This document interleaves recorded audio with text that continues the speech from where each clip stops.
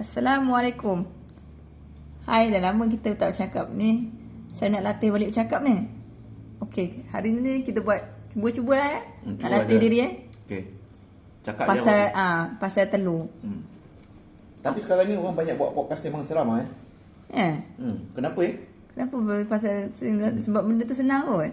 Kenapa pula senang? Sebab benda yang kita alami ni selalunya memang senang pun. Sebab kita yang alami kita tahulah. Tapi yang orang mungkin rasa sama ada cerita dia betul atau tidak, dia bergantung juga sebab engkau seorang yang alami. Macam mana kita nak tahu orang yang dijemput dalam podcast memang seram tu, orang tu dia buat cerita? Macam mana kita kadang-kadang kan memanglah, tapi kadang ada cerita bila kita dengar macam tak seram, macam nampak macam buat cerita ni tak macam buat sebenarnya tak seram pun, macam buat cerita. Macam mana kita boleh detect tak? Sebab saya kadang-kadang saya suka tengok sembang seram. Okey. Kadang bila saya tengok sembang seram tu, ada beberapa orang tu bila saya tengok, saya ada macam saya tak berapa berkenan, macam dibuat-buat macam apa, macam mana nak tahu orang ni dia cerita tu jujur tak jujur. Sembang seram tu maksudnya nak, kalau dia tipu sembang tak ada dia tipu, boleh tahu tak ada tak cara dia? Ada cara, tapi akan mengantarkan orang tu lah. Takut kita tak nak lah. Adakah kita perlu jujur nak cakap kat sini? Nanti takut orang tu terasa kata dia hantam kita balik. Tak boleh. Sebab benda ni macam nanti kata, kau ni ke aku ni. Macam mana? Nanti kena balik nanti kena kata balik, lepas tu dia hantam kita balik. Macam mana macam mana? Kita sebenarnya tak nak bertelagah pasal ni kan. Jadi tak apalah, lepas ni kita cerita pasal sembang seram.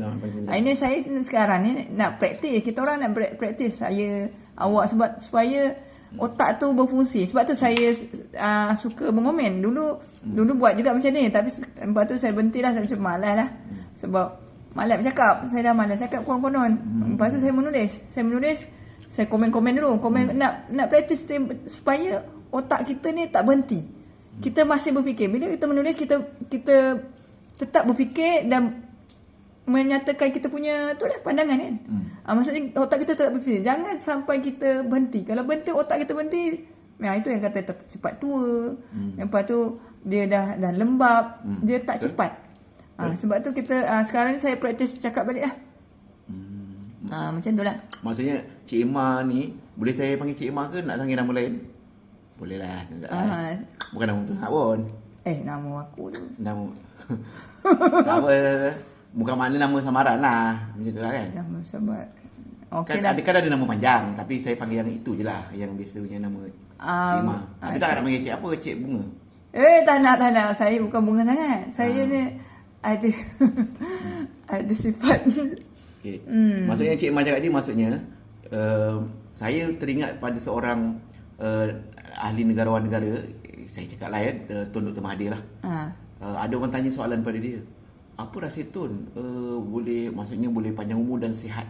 Ada orang panjang umur tapi tak sihat. Tapi insya-Allah, masya-Allah, tabarakallah, kita tengok Tun Dr. Mahathir, dia panjang umur dan dia sihat. Dia tanyalah apa rahsia dia.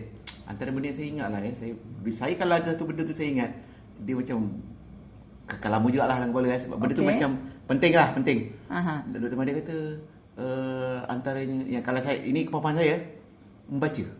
Betul? Membaca, maksudnya kesimpulan daripada membaca tu, maksudnya otak tu berguna lah, berpusing lah. Berpusing juga. Sebab saya pernah baca juga yang kata kalau kita membaca atau berfikir ni, sel otak kita akan, yang baru tu tumbuh lah.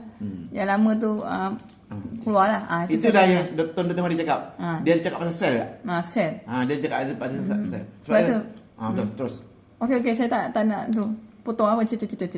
Sebab memang Dr. Mahathir dia sebut pasal sel, sebab dia kata kenapa orang dia sakit, dia tak sihat tu, sebab sel-sel baru tak terlahir, salah satu fungsi membaca tu, dia akan lahirkan sel-sel baru, itu yang insya-Allah dengan izin Allah badan tu dia akan jadi awet muda, akan sihat, insya-Allah lah, mudah-mudahan lah. InsyaAllah. Itu usaha-usaha kita. Sebab tu lah kalau Islam tu dia setidak-tidaknya kalau tak membaca secara macam benda berfikir tu, Allah dah bagi kita jalan, iaitu melalui Nabi lah Nabi Muhammad SAW, yang mana kita membaca Quran lah. Sekurang-kurangnya kita baca Quran. Jangan kita diam terus. Kalau diam terus tu yang ada Alzheimer. Kita kena gunakan otak kita juga. Sebab tu kadang-kadang orang kata diam, ada kena diam je. Tak boleh. Kita sebab tu ada zikir, kena berzikir. Itu sebab Islam dah ajar dah. Kalau kau diam sangat pun susah. Diam sangat tak boleh. Sebab kalau malaikat pun kalau kita bacakan Al-Quran, dia sentiasa bertasbih pada Allah. Menunjukkan mesti ada getaran pada diri dia juga. Jangan diam langsung. Ini saya faham lah. Yang saya faham sepanjang saya baca Quran tu, apa maksud dia. Kalau malaikat pun kena bercakap juga, berzikir juga. Itu malaikat. Kalau manusia, Allah suruh apa? Berzikir juga. Baca Quran kan. Semua pun jadi berfikir. Allah pun kata tidakkah kamu fikir, suruh berfikir juga. Lepas tu berzikir juga. Jangan diam langsung. Ada orang kata kena diam itu emas. Diam, alhamdulillah. Diam yang macam mana? Diam pada benda-benda tertentu. Contoh Nabi cakap jangan cakap benda yang sia-sia. Itu tak apa. Tapi bukan maksud diam tu senyap dia. Zikir dia bercakap lah juga. Faham tak? Maksudnya kat sini nak kata diam pada orang yang dekat manusia lain kan, dia berborak, cakap sia-sia, cakap merapu kan, mesti ada point dia. Walaupun kadang-kadang dia cakap macam apa dia merepek ni, sebenarnya tak merepek, dia cakap ada benda dia cakap nak sampaikan tu. Orang yang faham je lah. Tapi dia kalau yang merapu betul tu, dia merapu betul. Macam mana cakap, saya pun susah nak cakap. Maksudnya apa? Faham tak? Jadi maksudnya kalau boleh jangan diam, buatlah apa-apa sesuatu pun, gunakan balik otak tu. Sama ada membaca ke, sama ada orang kata apa ni? Membaca satu lagi apa? Saya lupa pula tadi. Macam tu dah lama tak cakap, dia blank sikit. Bercakap boleh lah, bercakap boleh faedah lah. Berfaedah lah. Berdakwah tu macam dakwah pun salah satu cara nak gunakan otak juga. Kan ada surah Al-Mu'minun kata orang yang beriman berjaya ni salah satunya dia meninggalkan perkara yang sia-sia atau percakapan yang sia-sia. Kan ada kan surah Al-Mu'minun kan? Macam tu. Al-Mu'minun kan? Betul kan? Betul kan? Apa isi intipati ayat dia? Ala qad aflaha man mu'minun. Qad aflahal mu'minun alladhina hum fi salatihim khashi'un walladhina hum anil lagwi mu'ridun. Itulah. Yang tu lah tu. Walladhina hum anil lagwi mu'ridun. Kan perkataan sia-sia dan perbuatan sia-sia lah. Macam tu lah. Pahaman dia macam tu lah. Macam tu. Nak bagi makna terperinci tu kena orang yang pakar lah, dia tahu salah betul kan. Okey, ni pengenalan bagi kami ya. Untuk bercakap. Ada lagi nak cakap, nanti sambung kita akan berborak lagi pasal lain. Okey, sampai tu saja. Okay. Ini latihan dia dah mula balik. Sebab dah lama tak bercakap. Okay. Dah lama tak cakap dalam YouTube. Okey. Assalamualaikum. Warahmatullahi wabarakatuh.